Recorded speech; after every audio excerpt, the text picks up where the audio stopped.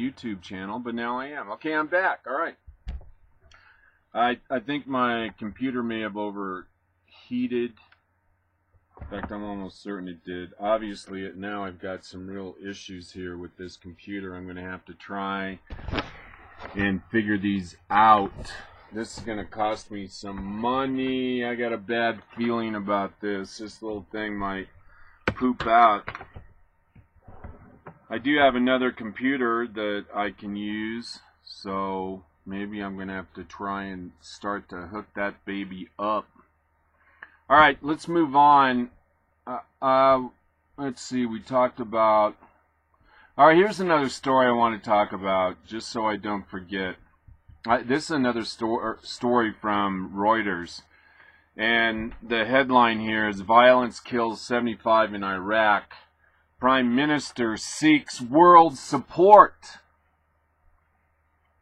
Article here written by Alistair Lyon. He actually is in Baghdad, and it shows another bombing. And again, it says bomb attacks and shootings killed at least 75 people in Iraq on Wednesday, police and hospital sources said, making it one of the bloodiest days in months. In the deadliest incident, a bomb blew up in a funeral tent where mourners were marking the death 2 days ago of a Sunni Muslim pro-government militiaman. Police said it killed 18 people and wounded 16 in a Shatab, a village south of Buda. And again, Iraq is being taken over by Al-Queda, and civil society in Iraq is deteriorating, and I blame the Obama administration for not keeping a residual U.S. force there.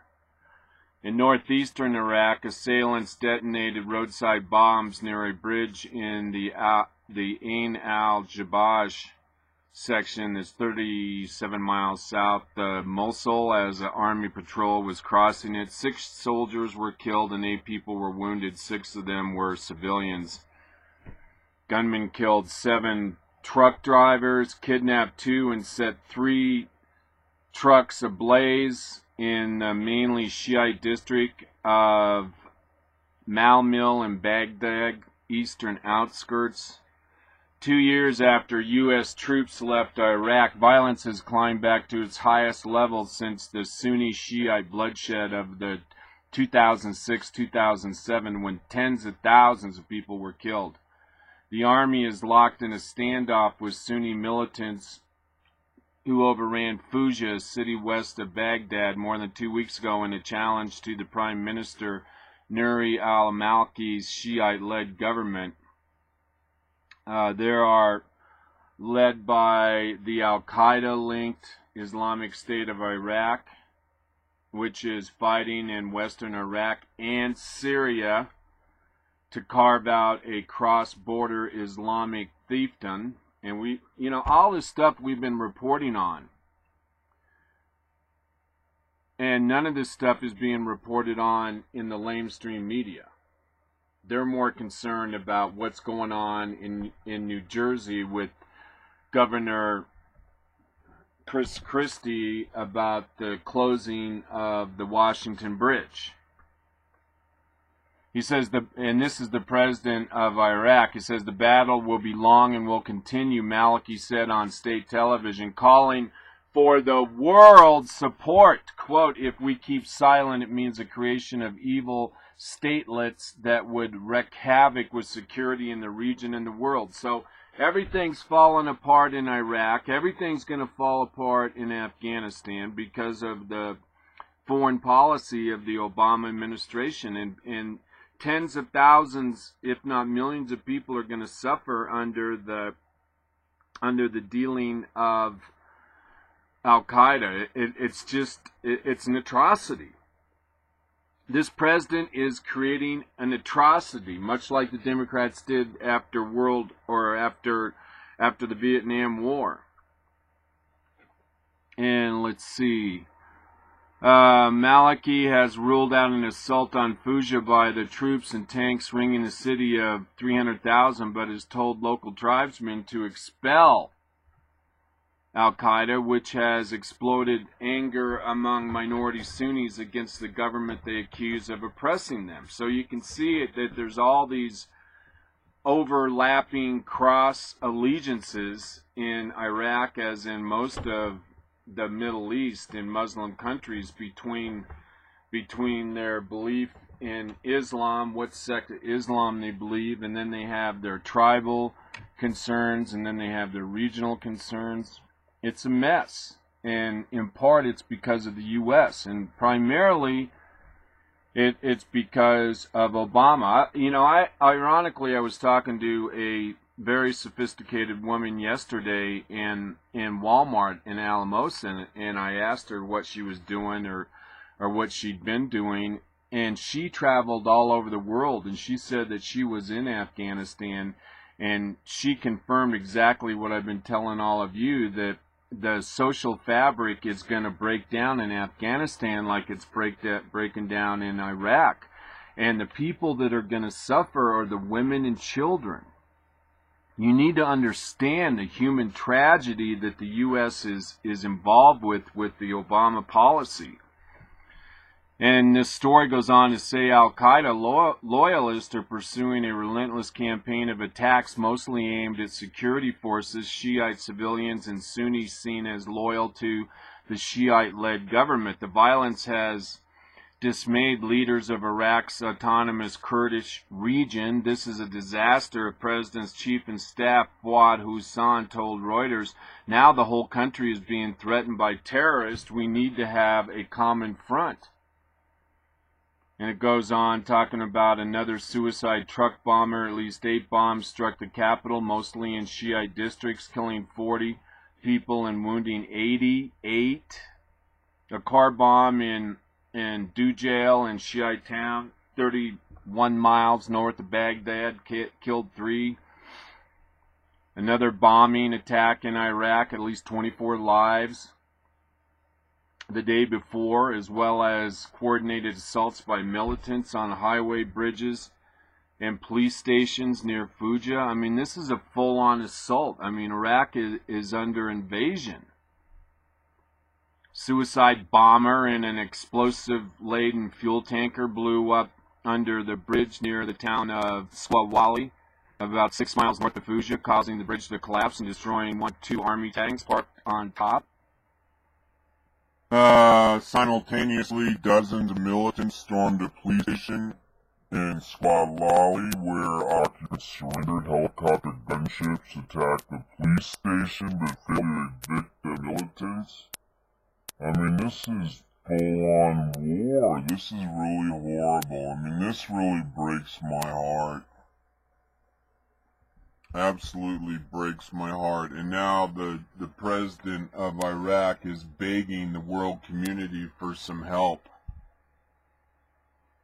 You know, I wish now they had the U.S. government contingency there, because we can, our guys and girls know how to fight wars, and particularly now they're the best at insurgencies. All right, it's 1:29. You're listening to the Trailer Park Prophet. My name is Daniel Gray, broadcasting live from beautiful downtown Crestone, Colorado on Blog Talk Radio. This is Hump Day with the Prophet. Kind of low energy day today. If you want to call in, that would be really cool. I'm sorry I missed the callers last time. Just one of those things. Sometimes I see you, sometimes I don't.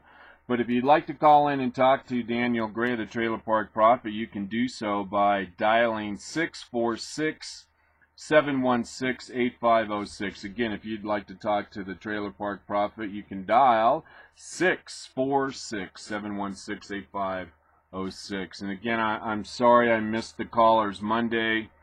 You got to stay on longer. I'm focused on my stories, and then sometimes I miss stuff, And that's regretful, but I don't know what to say. I mean, sometimes. All right, let's see. What do I got here? I lost my downloads. Damn it. I had like 3 downloads, and now they're history, unless they're deeper into the computer. Oh well.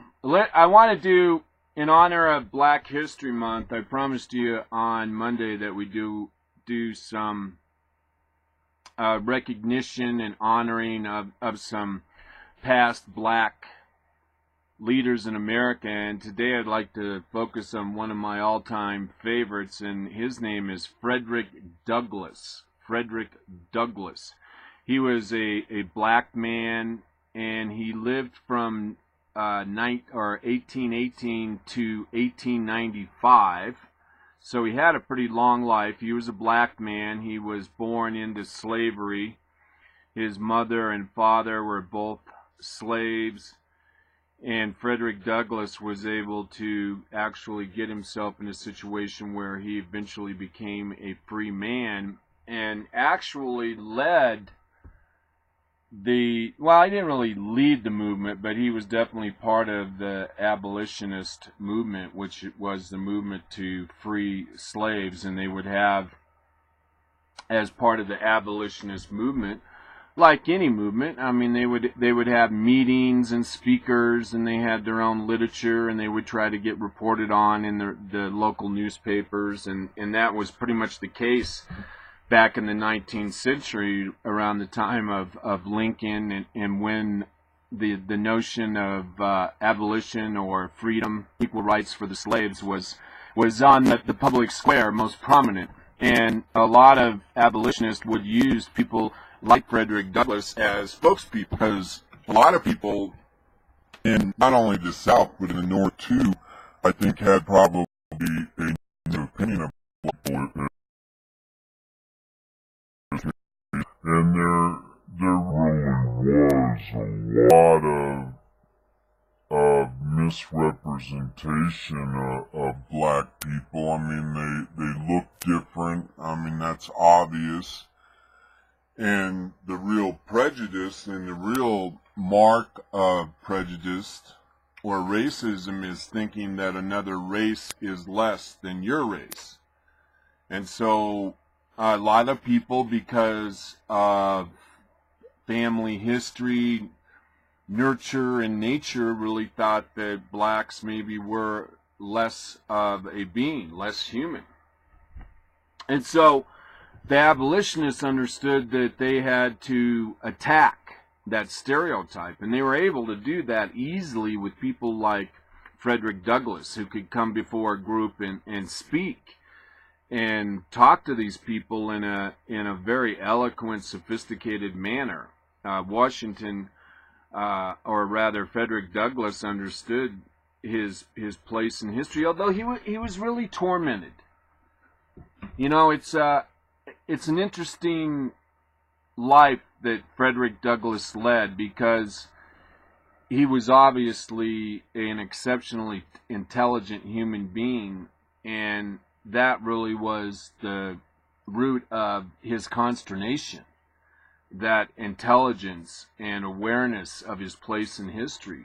And interesting enough, back in the 19th century, Frederick Douglass, in his writings, he talked about how he was amazed and disappointed that his fellow Christians were not leading the charge on the public square against slavery.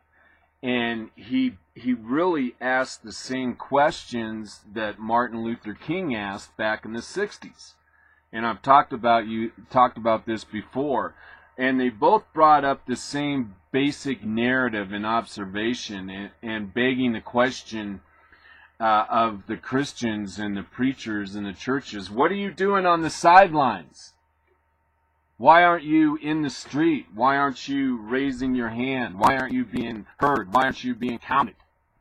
Being on the sidelines is just as bad as being a slave owner or a Democrat passing Jim Crow laws.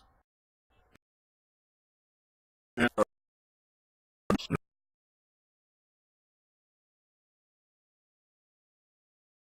a lot of profound consternation. and they were in a way befuddled. They really could not understand how it could be in their day and age that people of the cloth, Christians, could stand on the sidelines and watch slavery develop into an institution in their country. All right, Frederick Douglass, he was born on February 1818, was a African-American social reformer, orator, writer, and statesman. After escaping from slavery, he became the leader of the abolitionist movement, gaining note for his dazzling oratory and his incisive anti-slavery writing.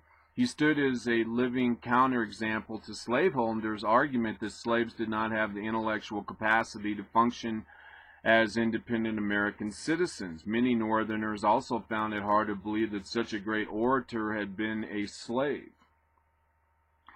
Douglass wrote several autobiographies eloquently describing his experience in slavery. In his 1845 autobiography, Narrative of the Life of Frederick Douglass, an American Slave, which became influential in his support for abolition, he wrote two more autobiographies, with his last, The Life and Times of Frederick Douglass, published in 1891, and covering events through and after the Civil War. After the Civil War, Douglass remained active in the United States struggle to reach his potential as a land of the free. And also, this is how far ahead of the curve Douglass was. He even actually supported women's suffrage, which is the right of women to vote. Without his approval, he became the first African-American nominated for Vice President of the United States. This is the right of between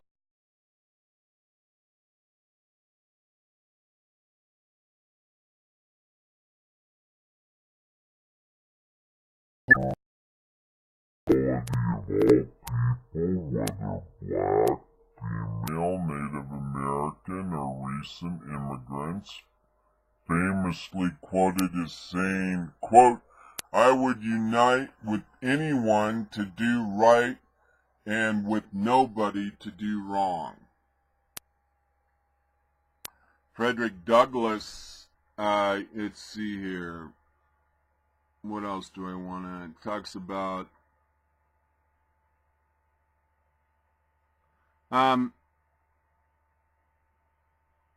he writes here, Frederick Douglass, he says, "The opinion was whispered that my master was my father, but of the correctness of this opinion I know nothing. My mother and I were separated when I was an infant. It was common custom in the part of Maryland from which I ran away to part children from their mothers in an early age. I do not recollect ever seeing my mother by the light of day. She would lie down with me and get me to sleep, but long before I waked, she was gone." Let's see if I have this story here. And the story that this is talking about is, and I read in his book, I read in Douglass's book about how he was located to another plantation about 5 miles away from the plantation that his mother worked at. And he writes in his book about how his mother would work all day for her master, then go home and do her housework and take care of her family. And then in the dead of night, Douglass's mother would walk through the darkness to this other plantation just so she could lay down by her son, Douglass. So she could lay down by her son, Frederick Douglass. And then before Frederick Douglass could wake, his mother would have left him. She would have walked back through the darkness, risking her life. Had she been caught, had there happened to been somebody on the road, she would have been whipped.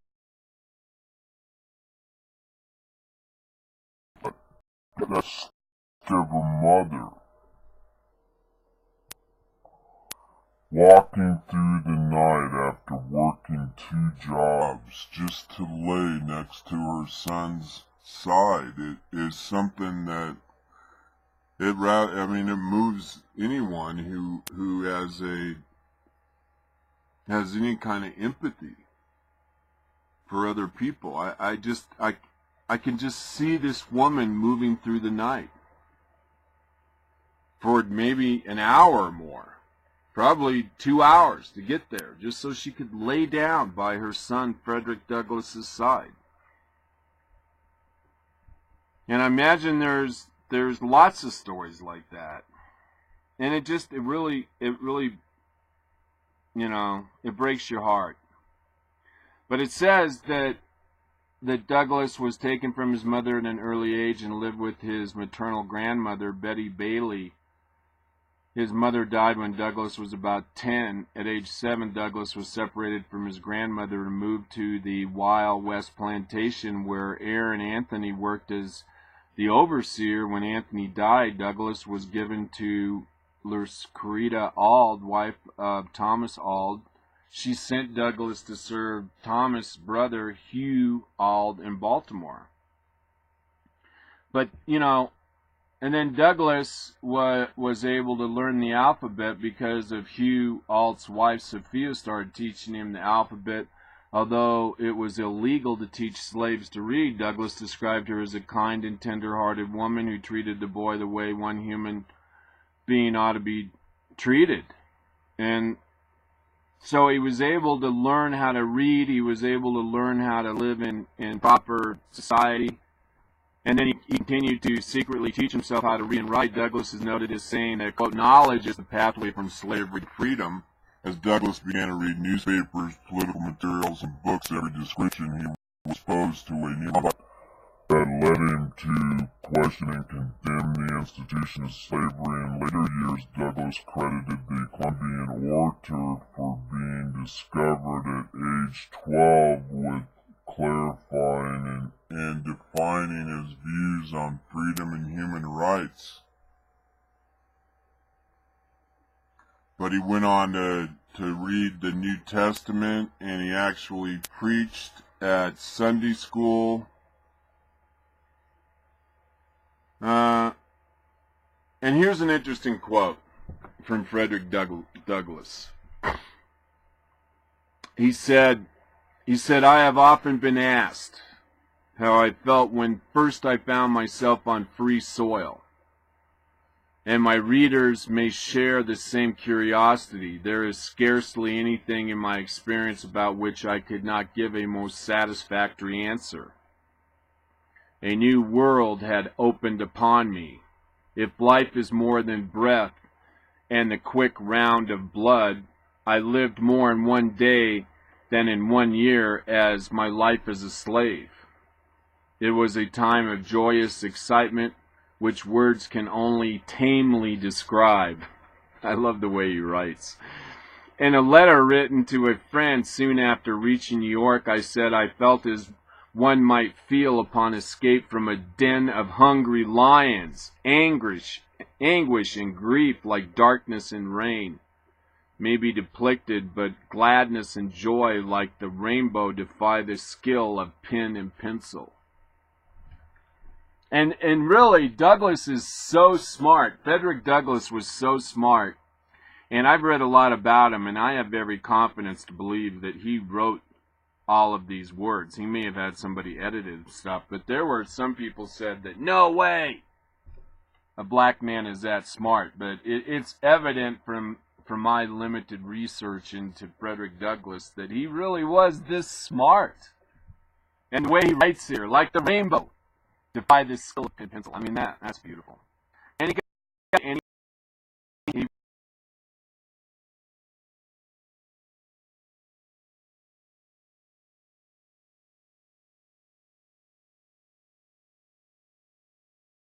Trailer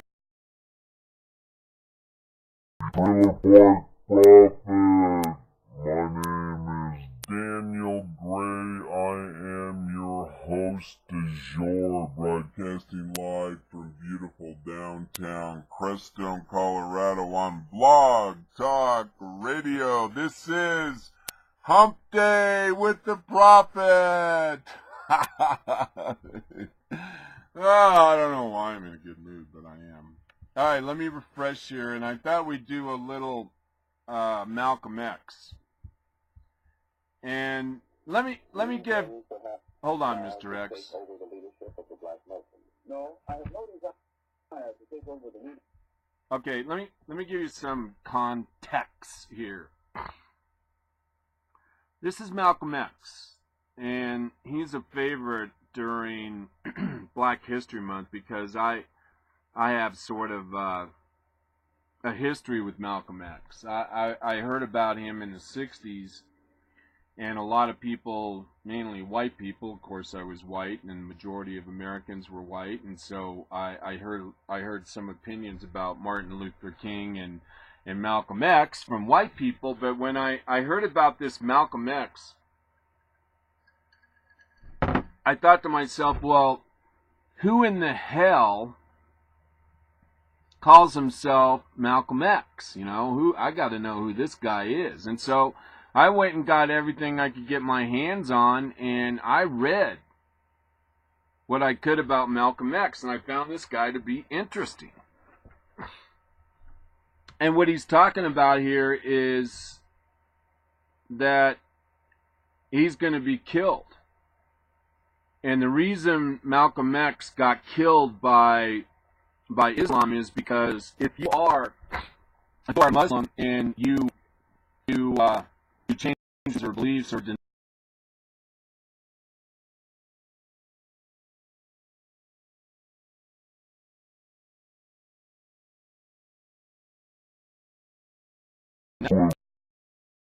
That's exactly what Malcolm X did, and he did that because his leader, and I can't think of his name right now, he'll bring it up, his leader basically told him that he was going to be murdered for his abrupt stop of worship of Islam.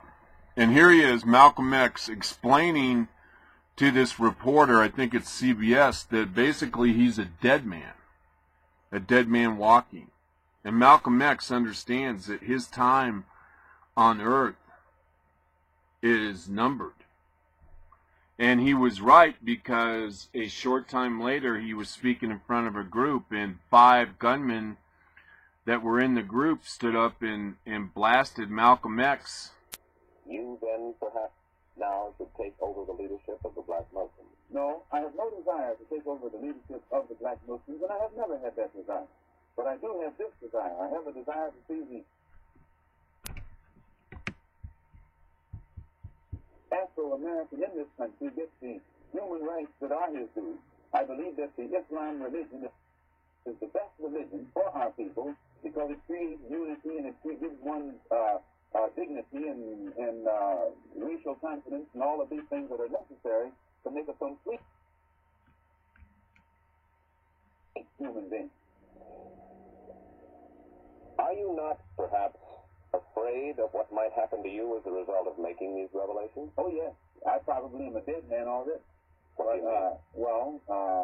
When you understand the makeup of the Muslim movement and the psychology of the Muslim movement, as long as if I myself, by having confidence in the leader of the Muslim movement, if someone came to me and I had no knowledge whatsoever of what had taken place, and they told me what I'm saying, I would kill myself. The only thing that would prevent me from killing someone who made a statement like this, they would have to be able to let me know that it's true.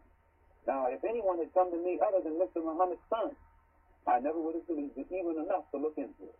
But I had been around for so long, I had seen indications of this. All right, well, there you hear it. I mean, it's a recognition of Malcolm X that because he denounced Islam, he's a dead man. And Malcolm X was he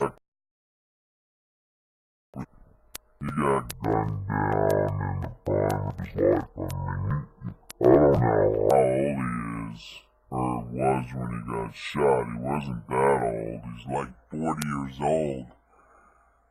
Basically, do you feel that your message here he is again, Malcolm X. message of love that you brought back from Islam is the real reason they're after you, because you're not hating as hard as they want you to? Well, I never did hate anybody hard.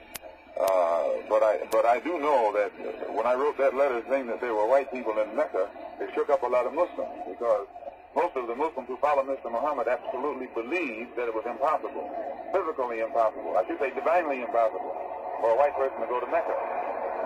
And my trip there shattered that image, or that misconcept.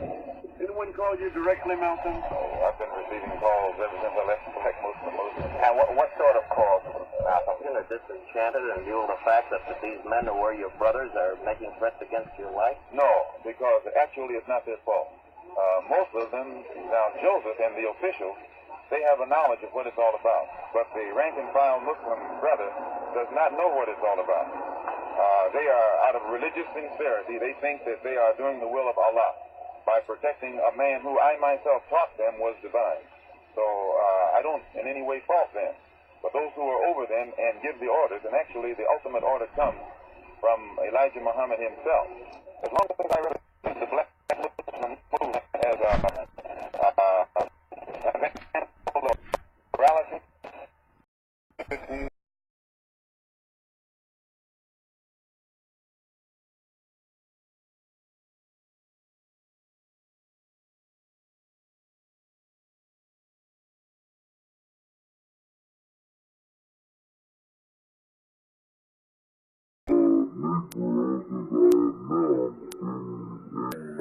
January, and I had no intention of ever March, and I had no intention of ever even speaking on this. Had they left me alone, you still wouldn't know what really took place. Why are they threatening your life? Well, primarily because they're afraid that I will tell the real reason that that I'm out of the Black Muslim movement, which I never told. I kept to myself. But the real reason is that Elijah Muhammad, the head of the movement, is the father of 8 children by 6 different teenage girls. 6 different teenage girls who were his private personal secretary. The one who first made me aware of this was Wallace Muhammad, Mr. Muhammad's son. And I had stated in a newspaper article about an effort to take my life back in January, and at that time the Muslims denied it. In fact, they tried to make it appear to my brother that I was insane. But on a program in Chicago called Hotline, without a good reason, I intend to try and use it, and that's all. Right now? No, I don't worry. I tell you, I'm a man who believed that I died 20 years ago, and I live like a man who is dead already. I have no fear whatsoever of anybody or anything. God, that's something. I live like a man that's died already. I've never heard that before. I thought I've heard a lot of Malcolm X, and I thought I've read a lot of his writings, but I'm a man that died 20 years ago. I mean, that's amazing. Absolutely, positively amazing. And how else could you say that you're not afraid of anybody, because you're dead? You feel like really that your life is over, and that gives you the courage and resolve to move on. That perhaps maybe you'll make the world better for people that follow you. I mean, that's really something. I just stand perspective. Okay, well anyway, you want to talk to the Trailer Park Prophet, you can do that. Dial 646-716-8506. Again, 646-716-8506. I got some quotes here from Frederick Douglass from Brainy Quote. Frederick Douglass says, "It is easier to build strong children than to repair broken men." That's true today. I mean, you think about all the black men. 25% of black men are either in jail or prison. Well, those people in part are broken. And he understands, man. Frederick Douglass understands that it is easier to build strong children than it is to repair broken men. He also says if there is no struggle, there is no progress. Frederick Douglass also said, I am a Republican, a black dyed-in-the-wool Republican. I will never intend to belong to any other party than the party of freedom and progress. And that's an interesting quote, and I know I've told you this before, but we have so many new listeners. I want to let you all know and remind the rest of the loyal listeners out there that it was the Republican Party that would register blacks to vote, and the Democratic Party would not register blacks to vote. Frederick Douglass said, where justice is denied, where poverty is enforced, where ignorance prevails, and where any one class is made to feel that society is not an organized conspiracy to oppress, rob, and degrade them, neither persons nor property will be safe.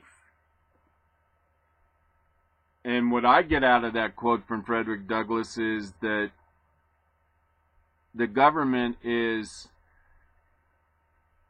really in a precarious situation, and that they shouldn't try to enforce any kind of class. And that's exactly where we're at today, that where there is the strata, there are the classes.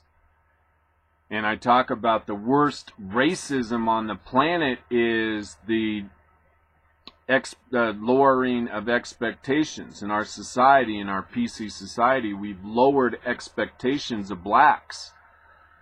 Well, in doing so, we've created a lower class for blacks, all in the name of social justice. And Frederick Douglass, in my mind, is addressing that very issue.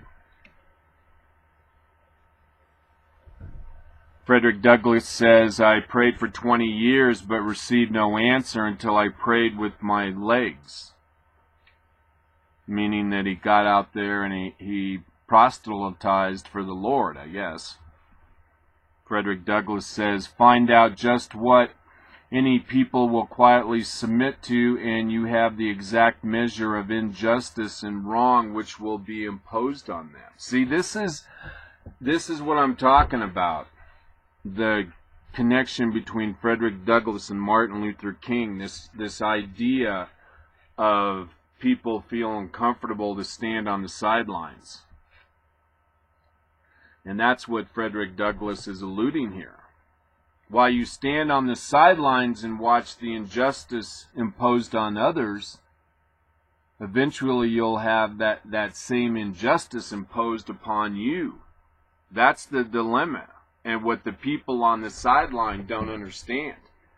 But people like Frederick Douglass do. Again, Frederick Douglass says, I didn't know I was a slave until I found out I couldn't do the things I wanted. Frederick Douglass, the limits on tyrants are prescribed by the endurance of those whom they oppose.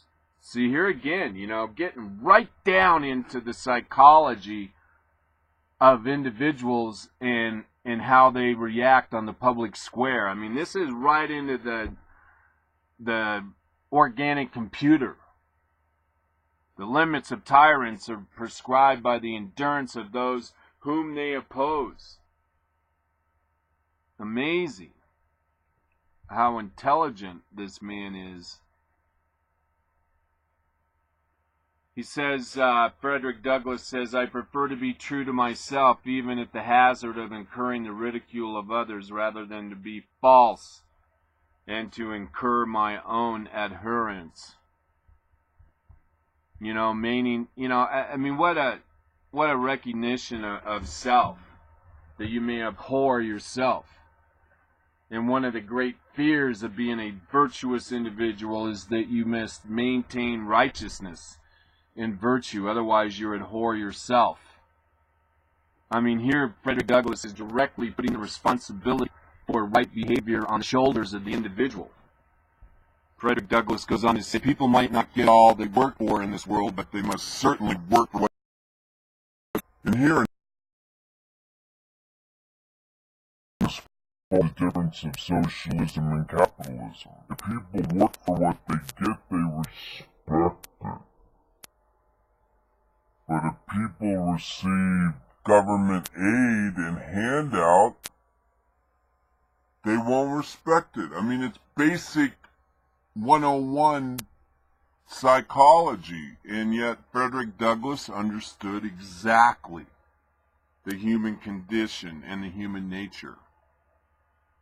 All right, it's 2:01. I can't remember. Did I already do a station ID? Well, if I didn't, this is Daniel Gray. I'm the Trailer Park Prophet, broadcasting live from Crestone, Colorado on Blog Talk Radio. This is Hump Day with the Prophet. And we're doing some quotes from Frederick Douglass in honor of Black History Month. And we're talking about Frederick Douglass, one of my favorite black writers of the 18th century, 19th century, during the era of the Civil War in Lincoln. Frederick Douglass says, "Power concedes nothing without a demand. It never did, and it never will." And Martin Luther King talked about this very thing in his letter from a Birmingham jail. And there's other writings too. You might be surprised if you go through and start reading a lot of Dr. Martin Luther King's writings. I mean, he does actually make a clarion call for violence. And he talks about the point at which words no longer have any meaning and are a waste of energy. And those words fall on deaf ears. And he, meaning Martin Luther King, actually makes a call to action. And he does suggest that that action may have to be violent. A lot of people don't know that, but it's true. Frederick Douglass writes, "The life of the nation is secure only while the nation is honest, truthful, and virtuous." It doesn't get any more real than that, man. That's something that we don't have anymore in this country, is virtue. And I've talked about this before, but I think it bears re-mentioning, and that is that the number one role of education should be to instill virtue in its students. Number one. But in our politically correct, relativism, progressive socialist society, virtue is out the door because everything's relative.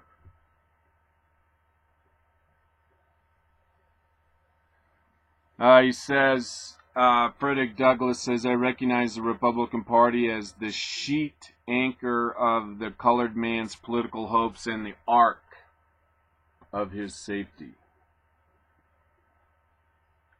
He says, "America is false to the past, false to the present, and solemnly binds herself to be false to the future."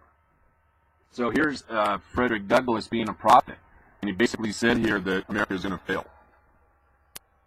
It's false to the past, false to the present, and solemnly bind to be false in the future.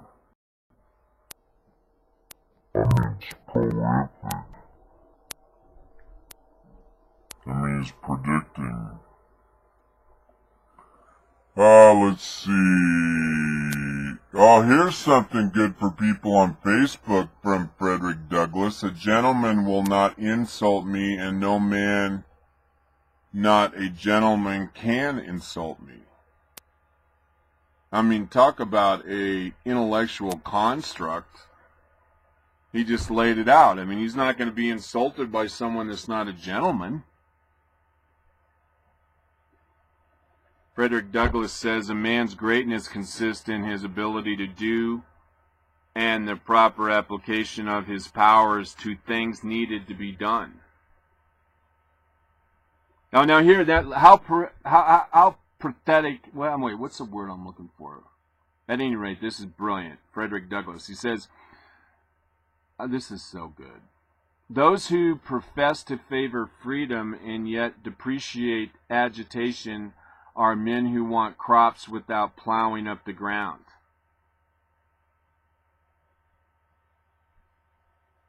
Wow. A little learning indeed may be a dangerous thing, but the want of learning is a calamity to any people.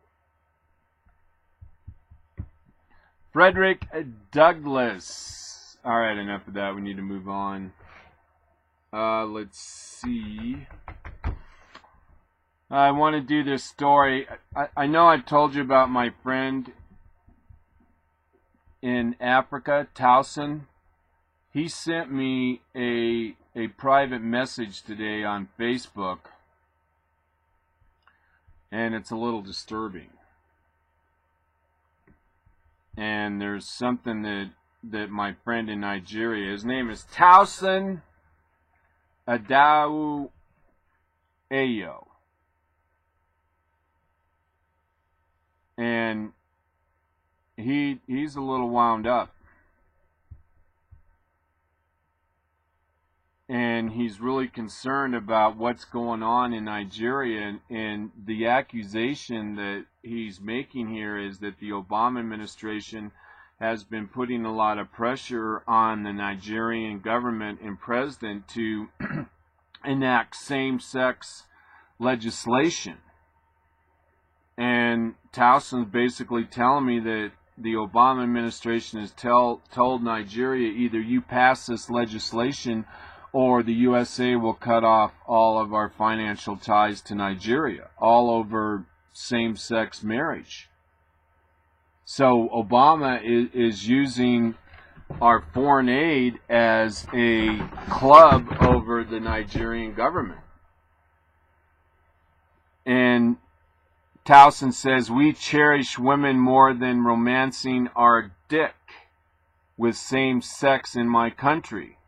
At least Obama should hold a break and disfigure America on his own knowledge, unlike carry the helpless countries along with a freaking bad luck.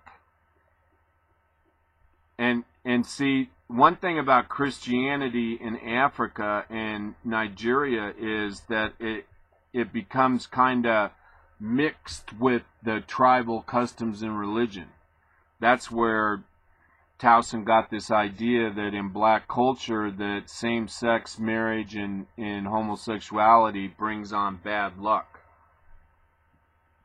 And Towson goes on to say of the president, he says, what power did America have in the world that made small countries frightened to shun order from the slavery American government? So he's liking the Obama administration's efforts to force Nigeria into same-sex relationships that of slavery. That either the Nigerians decide to promote and pass laws in favor of same-sex marriage, or else, which is in his mind, kind of slavery. We're pushing. Okay, here we go. Here's the first actual email I got from Tosin. He says, I have not heard from you this year. I guess you put too much country burden personality that needs to be fixed from leader with world power. Nigerian presidents succumb with a threat from the United States of America to legalize gay marriage into law, which is already signed. This is in Nigeria. 3 days ago in my country, I wonder why leaders from other planets, and I think he meant to say countries, were forcing third world countries to act under their command. I thought Nigeria president was a Christian, Not knowing their generation was Nigerian. Start making same-sex abomination in my country. And Tosin, he is a Nigerian, like I said, but he's also a Christian. And he basically understands that his government was forced to pass those gay laws. And why is our country involved like that in other people's internal business? You're not going to see that on CNN. All right, here, let's go into this next story. I haven't heard from this guy in a while, but I really like him. He's a real thinker. His name's Stuart Snyderman, and he has a regular blog called Had Enough Therapy. And he said, only in America, this is actually written by Roger Kimball, received a list from a British friend entitled, Only in America, It Is Well Worth Sharing. It requires no commentary. Here are a few examples to tease your appetite. Number 10, only in America could politicians talk about the greed of the rich at a $35,000 a plate campaign fundraiser event. Number 9, only in America could people claim that the government still discriminates against black Americans when they have a black president, a black attorney general, and roughly 20% of the federal workforce is black, while only 14% of the population is black. 40+% of all federal entitlements goes to black Americans, 3 times the rate that go to whites, 5 times the rate that goes to Hispanics. Number 8. Only in America could they have had the 2 people most responsible for our tax code, Timothy Geithner, the head of the Treasury Department, and Charles Rangel, who once ran the Ways and Means Committee, both turn out to be tax cheats who are in favor of higher taxes. Yeah. Let's see if he has any more. These are kind of interesting. Only in America by Roger Kimball. Let's see if we can read some more. I think this will be kind of fun. A little bit less serious.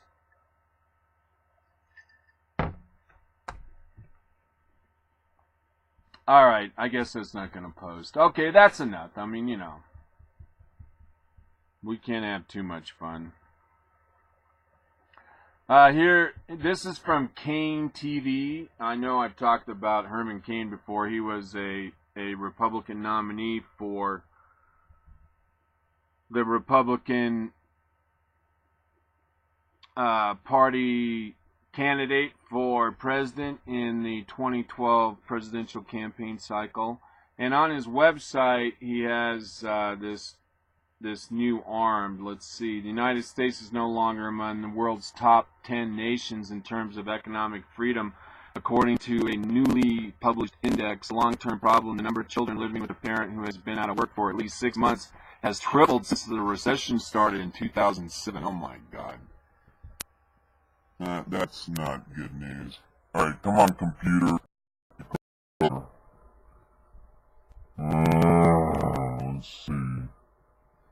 South Carolina, with the start of South Carolina's legislative session this week, lawmakers in Palmetto State will seek to stop the implementation of Obamacare. They hope the legislation they are drafting can be a template for other states working to do the same. Well, actually, South Carolina, and if I remember correctly, there's 2 or 3 other states that are trying to do the same thing. Dateline White House. President Obama, meeting with his cabinet for the first time in 2014, signaled his willingness to bypass Congress if lawmakers fail to act on his long-stalled agenda. Getting quite a reaction from the right. Let's see. Better off. People who regularly visit a place of worship are less likely to get involved in low-level crime and delinquency. According to new research, a survey from Manchester University found a direct correlation between higher visits to religious places and lower crime figures, especially in the relation to shoplifting, drug use, and music piracy. Penalized. Beginning in 2015, companies with more than 50 employees will be forced to offer health care coverage or pay penalties. And that's going to be the final implosion of Obamacare. That will be the implosion heard around the world. Moving company 2 Men in a Truck is one such company reported of the company's struggle with Obamacare. We anticipate our cost to be increased about $250,000 a year. With Obamacare, Brooke Wilson, co-owner of the moving company, revealed the company will be insuring more employees at a higher premium. They will not receive any discounts for their young, healthy male employees because gender and health status do not factor into healthcare pricing. Oh my God. Fair share. A federal appellate court decision on Tuesday raises the prospect that Netflix, Inc. and other broadband hogging websites may have to pay tolls to broadband providers to ensure quality service, a change that would throw a wrench into their business model and potentially raise prices for customers. You know, and this is a battle everyone's talking about on the internet, and really, I don't see how they get around not paying for their fair share of use of bandwidth. And I mean, really, you look at the amount of money people pay on Netflix and stuff like that, you know, they're going to have to pay more. That's all there is to it. In the district, Big Bro. National security hawks criticized proposed reforms of the National Security Agency Tuesday as President Obama prepared to endorse overhauls suggested by the review board. Meanwhile, in response to the inquiry made by Bernie Sanders, the National Security Agency argued that it could not fully reveal whether the spy agency collects information on members of Congress because doing so would violate the law. Oh my God, it's like spies spying on spies, spying on spies. Benghazi. On the eve of the terrorist attack that killed U.S. Ambassador to Libya, Christopher Stevens, and 3 other Americans in Benghazi, the Obama White House may have exaggerated the scope and depth of President Obama's preparation for such attacks, newly declassified documents show. There's all kinds of new documents that are out there that are being declassified, if you believe these reports about what happened on the night of 9/11/2012. A set of top-secret documents obtained by Fox News reveals that the nation's highest-ranking uniformed military officer, General Martin Dempsey, chairman of the Joint Chiefs of Staff, testified to Congress in executive session last year that the September 10 meeting was actually a conference call. Moreover, Dempsey testified Libya was never even discussed during the call, despite a persistent and increasing worrisome stream of threat reporting from that country and from Benghazi in particular. Let's see. Disarmed. Media hype about mass shootings in America was fostered a myth that the killings are on a rise and that assault weapons ban, expanded background checks, and greater attention to the mentally ill will curb a rampaging epidemic, according to an authoritative and exhaustive study by a noted criminologist. Instead, according to James Allen Fox, author of the criminology professor at Northeastern University, mass shootings have remained stagnant over 34 years, averaging 20 a year, a few more committed by the type of berserk psychos portrayed by the media. The study debunks several proposals aired by President Obama, Vice President Joe Biden, and Senate Democrats after the December 2012 Sandy Hook Elementary shooting aimed at stopping mass killings. While he said any plan is worth trying, he concluded that short of abolishing the Second Amendment, there is little that can be done. Let's see. Meanwhile, House Oversight Committee Chairman Darrell Issa said that the politically motivated leaks discredit the FBI investigation into IRS targeting scandal, which is not expected to result in any criminal charges. Let's see. The House on Tuesday approved a short-term spending bill funding the government through Saturday, the first step towards passing a massive $1 trillion spending bill for the rest of 2014. Now, this can't be true because basically our yearly federal budget is around right there at $4 trillion. So I've read these same news accounts of these budget deals that are being put together, and none of the numbers add up. None of them. Which means we have no idea what the hell is going on with this budget deal. A massive measure contains dozens of trade-offs between Democrats and Republicans as it fleshes out the details of the budget deal that Congress passed a month ago. The pact gave relatively modest but much sought relief to the Pentagon and domestic agencies after deep cuts last year. And they're only cuts in the rate of increase in out years. The omnibus bill, spending bill before Congress, continues to fund the U.S. Department of Agriculture advertising programs for food stamps in foreign countries like Mexico. And I'll bet you anything, and I need to check on this, I'll bet you this bill is passed on special orders. And special orders means that it doesn't go through the committees of reference, and basically we don't have an opportunity to be able to see what's in the bill, nor do the members of Congress, until it's put on the floor and passed by special orders, which is supposed to be used for passing a piece of legislation in an emergency. Obamacare was passed like that. And that's not supposed to happen.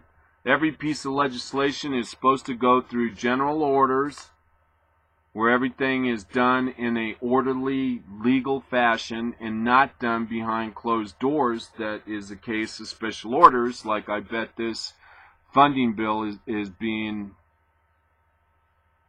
rammed through by leadership. All right, let's see. The bill that we're talking about allocates $10 trillion to the Department of Energy, supports various types of energy, including commercializing green energy. Let's see what else we got in here. Just a lot of basic infighting that you expect with any kind of a budget bill. Oh, here's some Obamacare news. This is all over the internet. And again, here we got another article from Reuters. It says more sick people have signed up for the exchanges than non-sick people. However, over time, the enrollment trend suggests that the distorted ratio could become more balanced. In October, the percent of enrollees with a health issue compared to the percentage of those without a major health issue was 69% to 31%. And remember, for Obamacare numbers to work, you got to get the young, healthy people to sign up, and that is just not the case. In November, that ratio was 55% to 45%. In December, 49% to 51%. In January, 40% to 60%. Enrollment delays plague Obamacare customers in Connecticut, where only about 8% of the new enrollees paid their premiums on time. With federal government set to bail out the majority of insurance companies' Obamacare-related costs and losses in 2014, people who don't pay their premiums could effectively burden taxpayers. I mean, every day we find out something new about Obamacare imploding on itself. While White House healthcare advisor Zeke Emanuels claimed Tuesday that the latest Obamacare enrollment numbers, which show far fewer healthy people signing up than initially projected, quote, are probably good enough. Probably good enough. All right, we talked about, let's see, we talked about President Obama. This is kind of interesting. While adoption referrals were down 4.5% from 2011 to 2012, Planned Parenthood's net revenue increased 5% last year to a total of $1.21 billion, according to its new annual 2012-2013, and about 45% of that revenue, or $540 million, was provided by taxpayer-funded government health services grants. Oh, this is kind of funny. Did you hear about this? This is Dateline, Wyoming. A Wyoming lawmaker is pushing to allow the use of firing squads to execute condemned state inmates if constitutional problems or other issues ever prevented the state from using lethal injection. And, you know, I honestly think I could be a part of a firing squad if the guy was a rapist or if he was a pedophile. I wouldn't have any problem. All right, foreign policy, Middle East, Iran.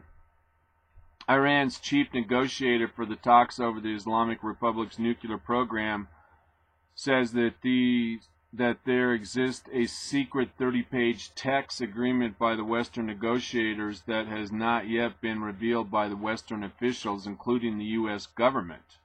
And remember, they're still meeting in Geneva right now. The 5+1 talks with America, Britain, France, Germany. I forget the other ones, but at any rate, we haven't had a lot of news coming out of Geneva on how the Iran 5+1 talks have been going, which is dealing with Iran's nuclear bomb program. The U.S. State Department maintained on Tuesday that the U.S. has not linked a secret side deal with Iran. Now, this is really worrisome. Now, I mean, really, you got to read between the lines here. Iran is leaking not only to its internal audience of Iran, but it's also basically leaking to the whole world that the U.S. is double dealing behind the negotiations in Geneva. Iranian President Hassan Rouhani boasted on Twitter that the United States and other world powers effectively surrendered to Tehran with a newly struck nuclear deal. So, I mean, Iran's telling us that they're going to get the bomb. That's what they're telling us. On Tuesday, Iran news agency Fars reported the comments on Iranian Army Commander Major General Holy Shilani, who stated that the United States and Israel had no capacity to defeat Iran militarily. Yeah, right. More bluster. Last week, the six-nation group, the 5 permanent members of the UN Security Council in Germany and Iran, agreed to start implementing the terms of the November deal later this month. Under the deal, Iran agreed to cap its uranium enrichment in return for some relief from Western economic sanctions. President Obama said the implementation agreement finalized over the weekend gives the parties the time and space to reach a comprehensive accord. Obama also said his administration wants to give peace a chance. I mean, really? President Obama is an appeaser, just like Neville Chamberlain was an appeaser to Hitler back in the 30s and 20s. Give peace a chance. I mean, Obama speaks in bumper stickers. It's so painful. All right, here, moving on. You're listening to Daniel Gray. I'm the Trailer Park Prophet du jour here in beautiful downtown Crestone, Colorado on Blog Talk Radio. This is Hump Day with the Prophet. And here's something here. I think we've already talked about these stories, but I guess the story here is the observation that the lamestream media is more focused on Chris Christie and the allegation that his administration closed down some of the lanes of traffic on the Washington Bridge to a district whose mayor did not endorse Christie, and the media is all over this story 24/7. But there are 5 stories the news should have been covering while they're wrapped up with what's called now Bridgegate. And one of the things is what we reported on, the school shooting in New Mexico. That's not getting proper attention. But you're here with the Trailer Park Prophet, and you're already aware of this story. Federal Reserve taper. The Federal Reserve is expected to start tapering their quantitative easing program that injects $80 billion, is actually $85 billion a month into the federal system. Critics of the program argue that the QE3 props up Wall Street institutions and is obtrusive government interference into the marketplace, but a taper gone wrong could pose very damaging to the U.S. economy and lead to massive inflation if not done carefully. I mean, how in the hell did they even know that? I mean, they don't know. I mean, what the Federal Reserve has been doing, what the Obama administration is doing is pretty much unprecedented with all this digitally created money. Policeman shoots man for texting during a movie. I mean, this is insanity. And this really is a bigger story than Bridgegate and Governor Chris Christie. A father was texting his daughter during a movie and wound up dead after being shot by a 71-year-old retired police officer. The shooting Monday during a 1:20 p.m. showing of Lone Survivor at the Wesley Chapel, Florida movie theater escalated from a objection to cell phone use to a series of arguments to the sudden and deadly shooting, according to CNN. And look, we already reported on this story about the secret agreement with Iran. Now that should be the lead story in all of America. If the lamestream media was actually practicing journalism, this would be the story. And here it's stated a different way. It says key elements of the new nuclear agreement between Iran and the 6 world powers are contained in a informal 30-page text not yet publicly acknowledged by Western officials, Iran's chief negotiator said Monday, according to the Los Angeles Times. And the 5th story, the president will announce reforms to the National Security Agency Friday to hopefully curb the extent of the agency's surveillance. His powers, however, has limits which they may affect. And here again, I think Obama's on the right track. I am of the mind, and I know this could change on any day, that hopefully the NSA is not doing anything illegally in their gathering of information of domestic citizens in the United States. I want to believe that. I was talking to one of my good friends yesterday about this story, and I mentioned to her about Mike Rosen, who is a big-time conservative commentary type person in Denver, and he was referencing a new book out there by someone who understands the NSA and spies and surveillance, and I really want to believe, as Mike Rosen does and as my friend does, that our government is not doing anything illegally. I want to believe that. I really do. And yet, I have to say that there is a caveat, because what we learned from Edward Snowden was that the government does have the ability to go through the records of companies like Google and Verizon and companies like that. So I don't know. You know, the more I look into this issue, I get confused. I mean, I want to believe our president, and then on the other hand, he's going to be talking about what the NSA does, but he won't be addressing the access to information by federal authorities of the data banks maintained by private providers. And that, for me, is kind of the rub. All right, if you want to talk to the Trailer Park Prophet, you can do so by dialing 646-716-8506. And in the meantime, we're going to march into the future with a story here about Sarah Palin. And it should come as no surprise that Sarah Palin's father now is being audited by the IRS. And Sarah Palin's father is a retired teacher.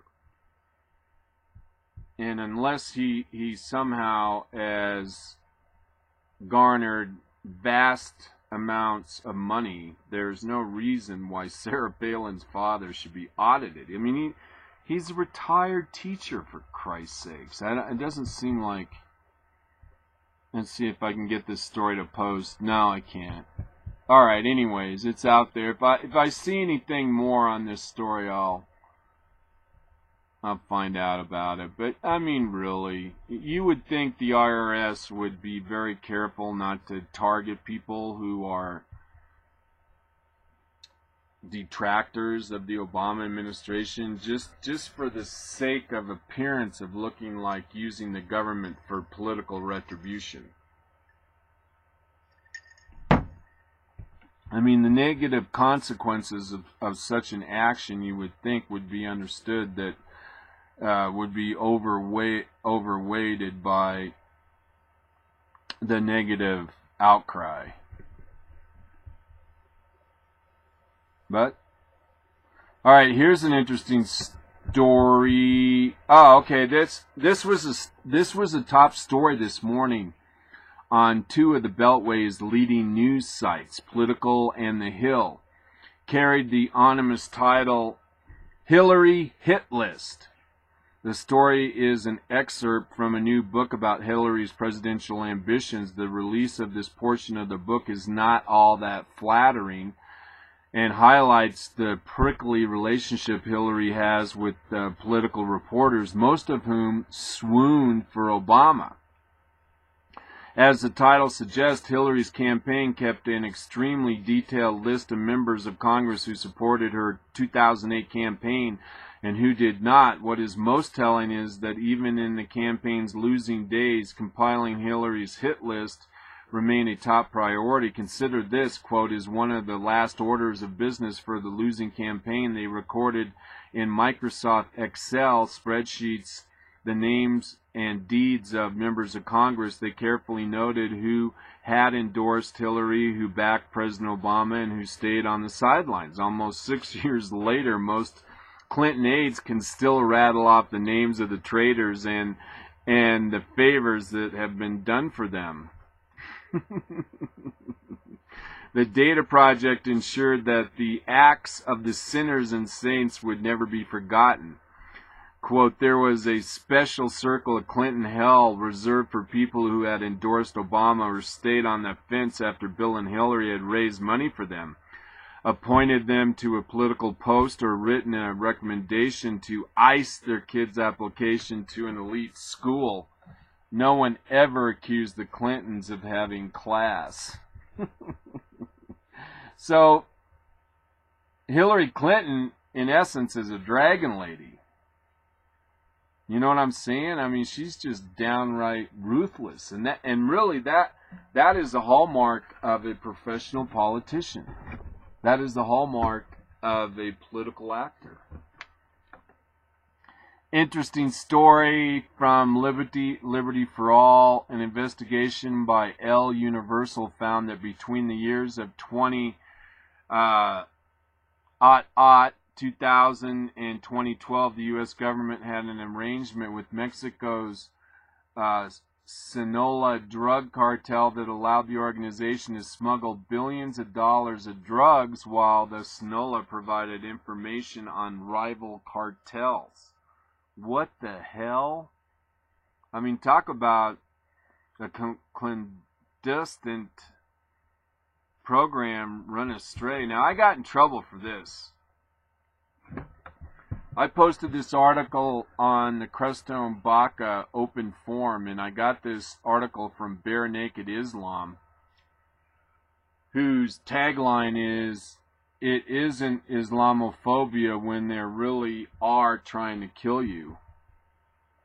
And this picture shows a Al-Qaeda operative in Syria holding up the two heads of two of their opposition. Actually, I can't even tell you what's in this one picture. It's so disturbing. The article says the U.S. Central Intelligence Agency, CIA, is administering a secret program to further arm, train, and support the anti-government Free Syrian Army, most of whom are now Al-Qaeda-linked militant extremists in Syria, says the New York Times. So now we've been reporting on Syria now for 2 years, and we've been suggesting that the Free Syrian Army was being taken over by Al-Qaeda, and now we have the New York Times vindicating our claims. Fars News, under the administration's Division of Labor, the State Department is in charge of supplying non-lethal aid while the CIA runs a covert program to arm and train the Syrian militants, the newspaper said. The U.S. officials insisted that no aid would be directly supplied to Islamic Front, an umbrella for half a dozen rebel groups who favor the creation of an orthodox Islamic State in Syria. Aid would continue to be funneled exclusively through the Supreme Military Council, the military wing of moderate secular opposition. Also, in the past 24 hours, a prominent Syrian analyst elaborating on the cause of Grenada's logistical and financial support for the terrorist groups in Syria said the fate of the Saudi regime now depends on Al-Qaeda failures and successes in Syria. I don't understand that.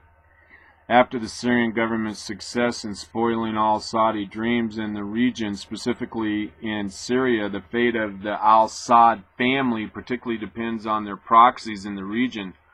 The Al-Qaeda group, their other affiliate groups, and the Wahhabi thoughts, Shirin Mabah told the FNA, he said that the Syrian army's victories against the terrorists have changed all of the region international equation, specifically after it succeeded in unveiling the real identity of the terrorist group.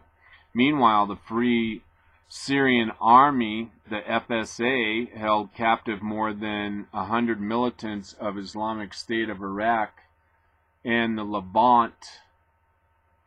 In the Idlib countryside, the FSA also took dozens of residents of the Al-Dana border town captive for cooperating with the ISIL. Also, Syria's permanent envoy to the UN, Bashar al-Jarafi, said that the Saudi regime is involved in instigating people to terrorism and sending the terrorists to Syria under the pretext of jihad, including the sex jihad. Those issues became confirmed starting with the statement of the Saudi foreign minister Saad Fazel, who admitted twice in Cairo that Saudi Arabia is arming the opposition. It is a clear confession, Al-Jafari told the Madin TV. Now, we knew this was going on months ago, years ago. Elsewhere, Russia told the United States that it would continue to support Syrian President Bashar al-Assad campaign against the foreign-backed militants. So here we are in a proxy war with Russia again in Syria. The remarks were made during a meeting between high-ranking Russian diplomats and the U.S. Undersecretary of State Wendy Sherman in Moscow on Friday. Sherman did not address reporters after her meeting with Russian Deputy Foreign Minister Mikhail Bogdanov and Gennady Gatythal.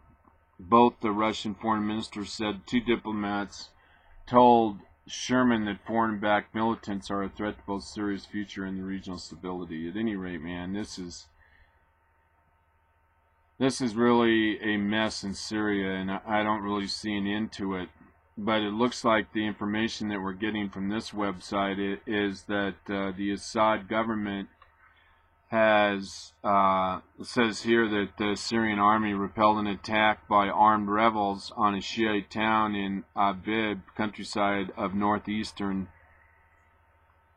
Syria. Army units supported by local people foiled militant attacks on the Shiite population of foe. Now see, here it is. I mean, this is another recollection of the Syrian government and the actual citizens of Syria who are fighting against the U.S. It's profound. Our involvement with the Syrian rebels. Are we really supporting secular constitutional rebels, or are we supporting the radical Al-Queda? I have a sick feeling we're supporting the bad guys. All right, you're listening to Daniel Gray. I am the Trailer Park Prophet, and we're broadcasting live on Blog Talk Radio. This is Hump Day with the Prophet. And we're broadcasting live from beautiful downtown Crestone, Colorado. And let's see, should I do this a little funny? No, I'm not going to do that.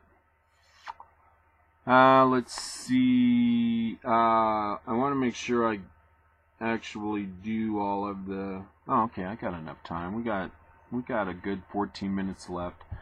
Here's another bomb to drop. And again, the Obama administration is not honoring deadlines within the Affordable Care Act, and they're just unilaterally, arbitrarily dismissing, delaying deadlines. And here's another one. They did this probably on their Friday news dump at the White House. They were shunned. They were terrified. They were cowering in the alleys, sick, injured, and desperate for insurance. Millions of these tortured Americans had cried out for a savior, yet a cold, unfeeling world had turned its back upon them. They were the uninsured. They had pre-existing conditions. Allegedly, they were one of the main reasons we so desperately needed Obamacare. This was the messaging from the left-wing propaganda machine. The law was passed, and the American taxpayers pointed up an additional $5 million to create the pre-existing condition insurance plan. It was designed to be a temporary bridge so that the sick would have coverage until the full insurance under Obamacare went into effect this year. Originally, the program was slated to end on December 31st. That was the deadline by which people needed to transition away from their PCIP. Then Obama waved his hand and the deadline was moved to January 31st. Now it's been announced that he's done it again, that the PCIP will remain in effect until March 15th. Never mind that arbitrarily changing his own signature law is constitutionally dubious. The king can do as he pleases. And this is from The Hill. It says, the administration says that the 135,000 have used the program at some point, but did not say how many were currently in the PCIP. So the millions of Americans that the White House kept claiming had been denied traditional coverage, only 135,000 people at most ever bothered to use the PCIP. That's only about a third of the administration's 2010 low-end estimate. Back then we were told to expect 375,000 people.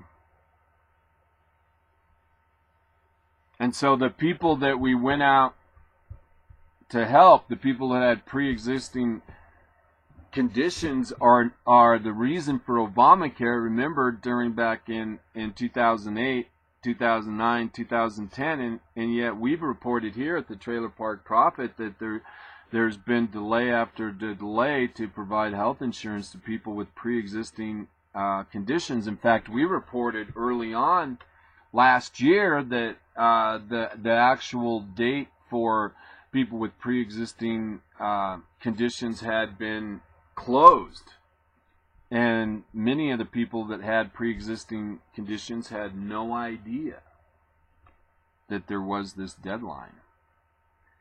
Let's see. No, I don't want to do that. That lady's an idiot.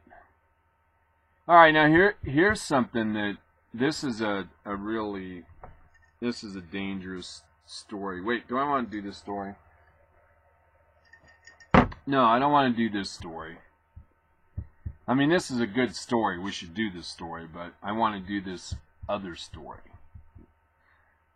And because I really find this story interesting. Let's see if I can get to it. Just something that I'd like to be able to spend my time on, our last 10 minutes together. Maybe we can leave on a good note, and I think this story is just the one to do it. Kind of leave the program on a high note. And this story comes by way of Africa, and it talks about how this one tribe in Africa named their children. And this is really beautiful, and I want to read this to you, and I think it really gives you some insight into the value of life. Now, this is a tribe in Africa where the birth date of a child is counted not from when they were born. It says, here is a tribe in Africa where the birth rate of a child is counted not from when they were born, nor from when they were conceived, but from the day that the child was thought about in the mother's mind. And when a woman decides that she will have a child, she goes off and sits under a tree by herself, and she listens until she can hear the song of the child that wants to come. And after she's heard the song of this child, she comes back to the man who will be the father's child, and she teaches the song to him. And then, when they make love to physically conceive the child, some of that time they sing the song of the child as a way to invite it. And then when the mother is pregnant, the mother teaches that child the song to the midwives and the old women of the village, so that when the child is born, the old women and the people around her sing the child's song to welcome it. And then as the child grows up, the other villagers are taught the child's song. If that child falls or hurts its knees, someone picks it up and sings its song to it. Or perhaps the child does something wonderful or goes through the rites of puberty. Then as a way of honoring the person, the people of the village sing his or her song. That is just so beautiful.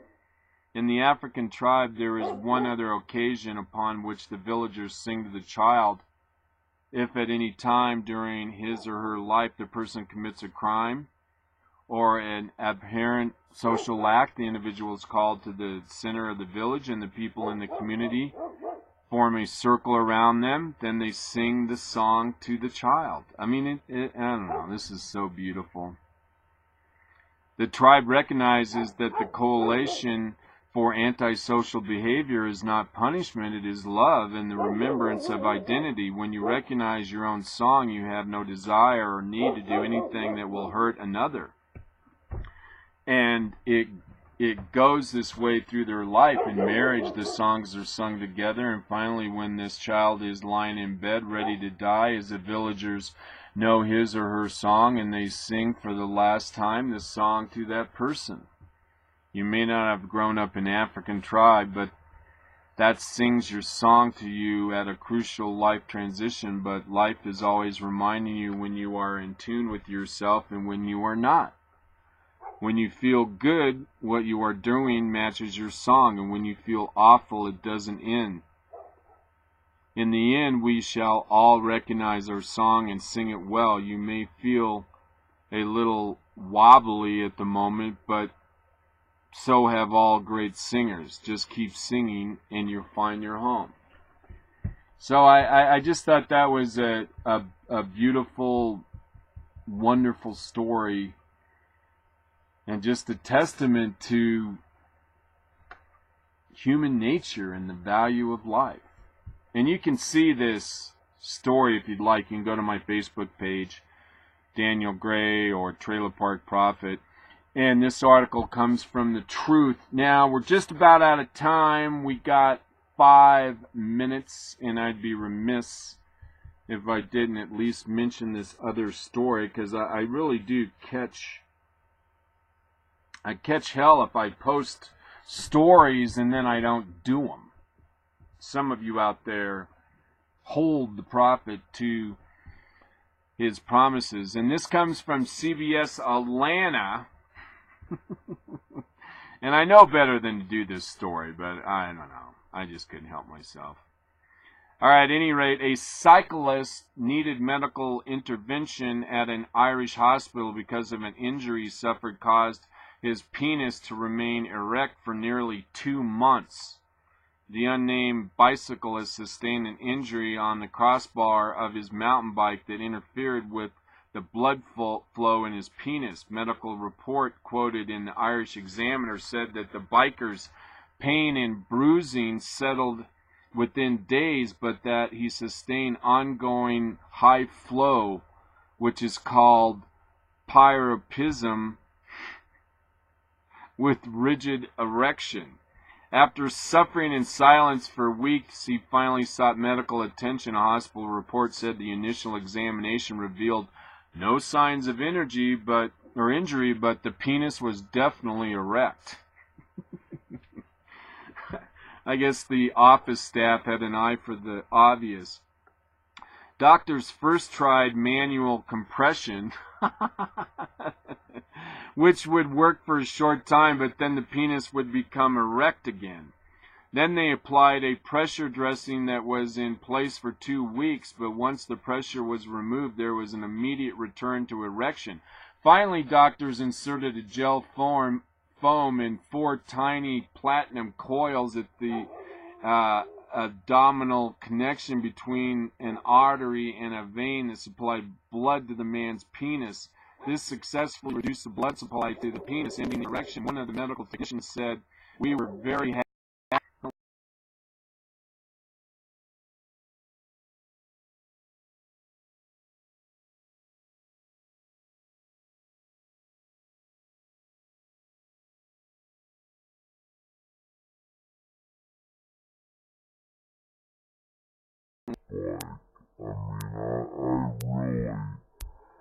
I do not want to run into a bicycle again with my chubby. Never, never, never, never, never, never again.